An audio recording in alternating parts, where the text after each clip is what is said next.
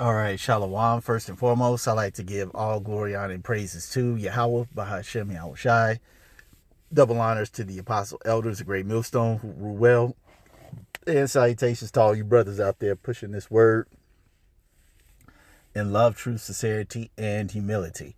Once again, it's the brother Shatia from the Chicago camp, coming back to you with what I hope is another quick and edifying sit down. And this is some very interesting news that we're going to hear in what's going on in the so-called Middle East. So we're going to let this lady speak and we'll get some scripture. Ceasefire with Iran because the U.S. is running out of weapons. Last week, Donald Trump said, we're going to have a deal signed by the end of the weekend. When that didn't happen, by Monday, he said, we're not going to extend the ceasefire deal. If nothing is signed, we're just going to start bombing again. Well, guess what happened today? An extension of the ceasefire deal. And why issue an extension to the ceasefire deal that was meant to expire today? Because U.S. missile stockpiles have been depleted because of the war in Iran. We're literally running out of weapons. According to a new analysis from the Center for Strategic and International Studies, the sheer scale of Operation Epic Fury's air and missile campaign has left incredible gaps in the U.S.'s munition reserves. And here's just some details on the depletion levels. Patriot missiles, almost 50% of the total stockpile has been depleted. THAAD missile interceptors, more than half of the inventory has been expended. Precision strike missiles, more than 45% of the stockpile is completely used up. And if that's not enough, CENTCOM has confirmed today that we are rearming, retooling in preparation for continuation of the war. Now, Iran previously rejected ceasefire negotiations, saying they don't want a temporary ceasefire. They want a permanent end to the war, and any ceasefire with the U.S. is just going to be used as an opportunity for the enemy to resupply and attack again. Well, it looks like Iran was right because CENTCOM Commander Admiral Brad Cooper said, we're rearming, we're retooling, and we're adjusting our tactics, techniques, and procedures. There's no military in the world that adjusts like we do, and that's exactly what we're doing right now during the ceasefire. Because this isn't an actual ceasefire, it's an opportunity to resupply. But the only reason they need to resupply in the first place is because of how poorly they strategized in the first part of this war, that nearly half of our weapons stockpile is depleted. This shows incredible weakness on the U.S.'s part right now. Donald Trump.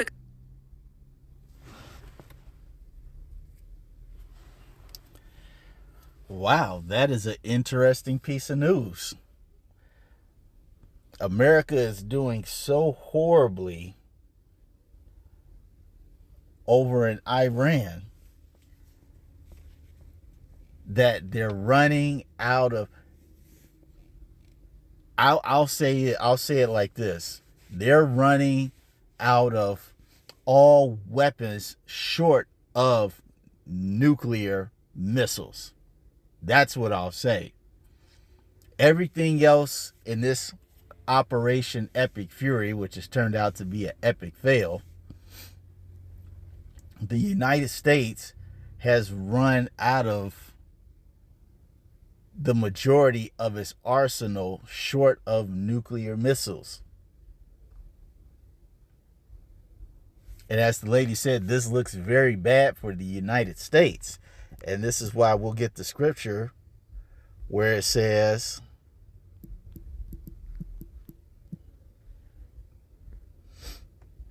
I think it's in Obadiah, but I could be wrong, which I am. Isaiah 14 and 10. It says, all they shall speak and say unto thee, art thou also become as weak as we? Art thou become like unto us? Because you have to remember that after World War II, with Hiroshima and Nagasaki, okay, America solidified itself as the world superpower.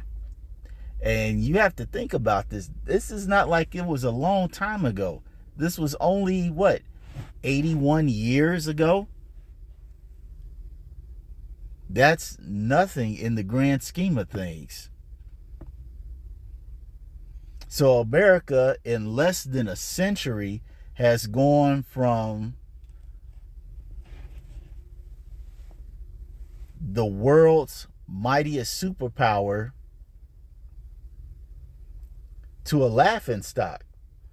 And that's why it says, has thou become as weak as we? All right. Look how big Iran is, and then look how big America is. It's no comparison. But yet, this country is doing everything right in fighting America. They're doing every single thing right.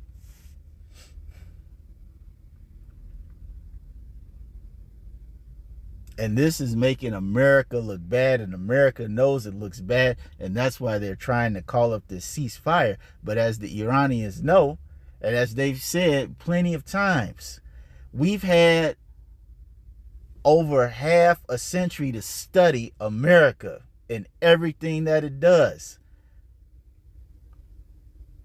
And that's one of the first, I would say that's probably one of the top 5 rules of engagement when it comes to war, is never underestimate the enemy.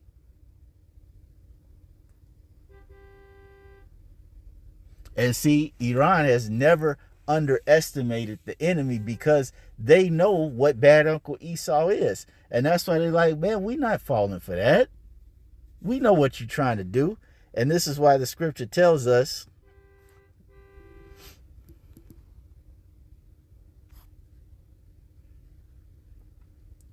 Ecclesiasticus 12:10, it says, never trust thine enemy, for like as iron rusteth, so is his wickedness. Right.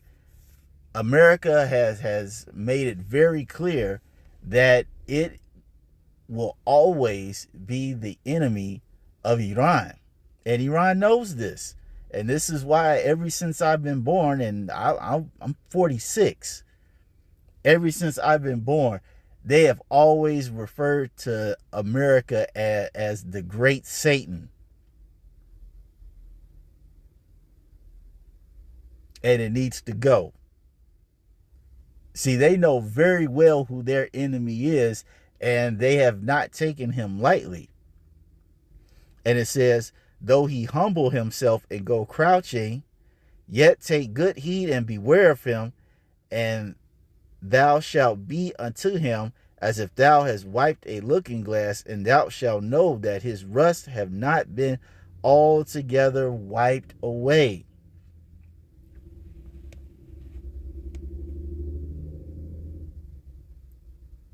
See, they know that it doesn't matter what this guy says, as the scripture says,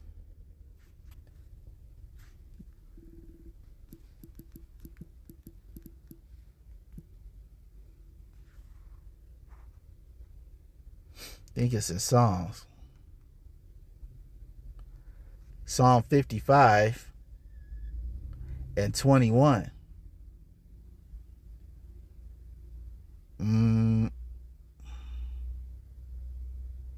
Yeah, I'm going to just get straight to the point. Psalm 55 and 21. It says, I'm going to start at 20. I'm going to read that 20. Psalm 55 and 20.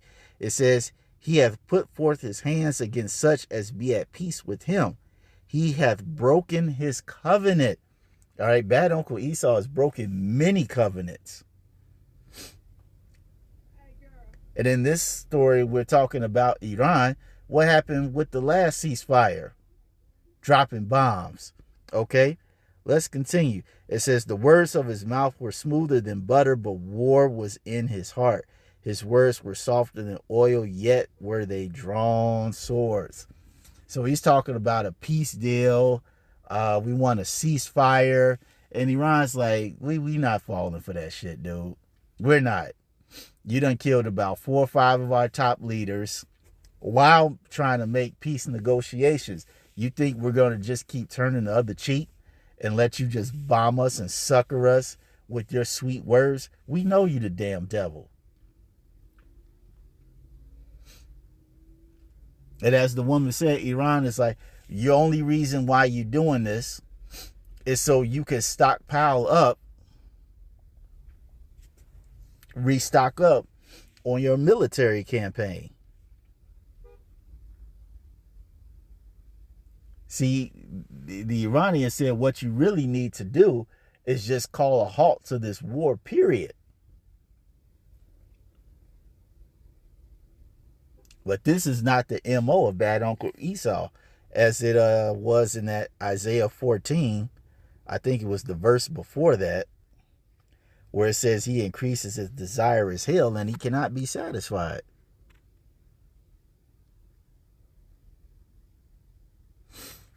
Or it might be in Psalm.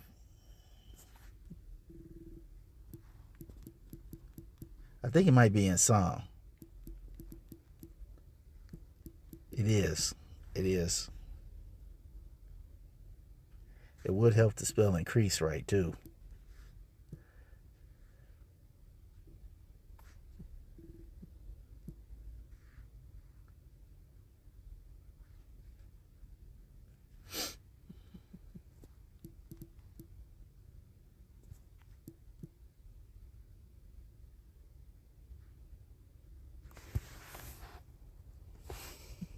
I think it is in Psalm. I just have to find it.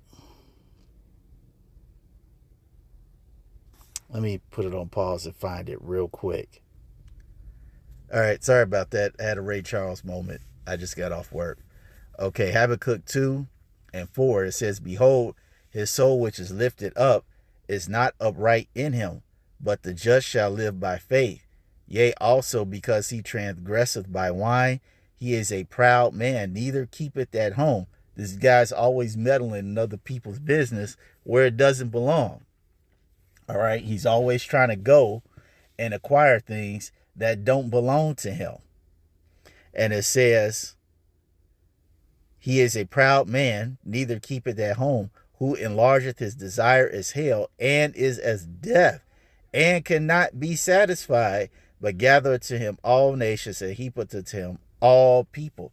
Right, this man cannot be satisfied, and these Iranians know it. They know that bad Uncle Esau, the so-called white man, the wild man, is their enemy. He cannot be trusted, and he can never be satisfied. So they know, and they're taking the mindset from this point on that whatever this guy says and does, with the appearance of being peaceful and cordial, it's all lies. It's all lies.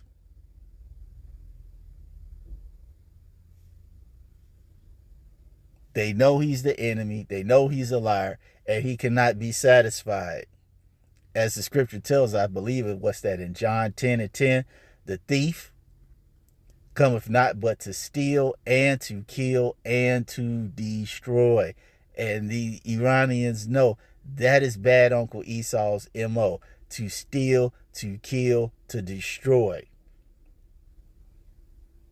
As spoken of in Revelation, that red dragon, all right, that was sent on the earth, that was sent to take peace from the earth, and it was given to him a great sword.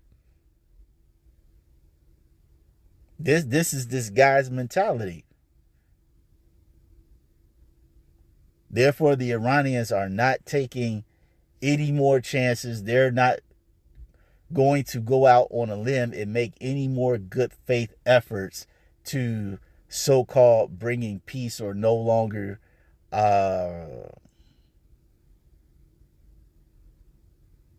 being of the mindset to build a nuclear arsenal. They're like, no, that time is done. You had your chance, and now we just gonna just keep messing you up.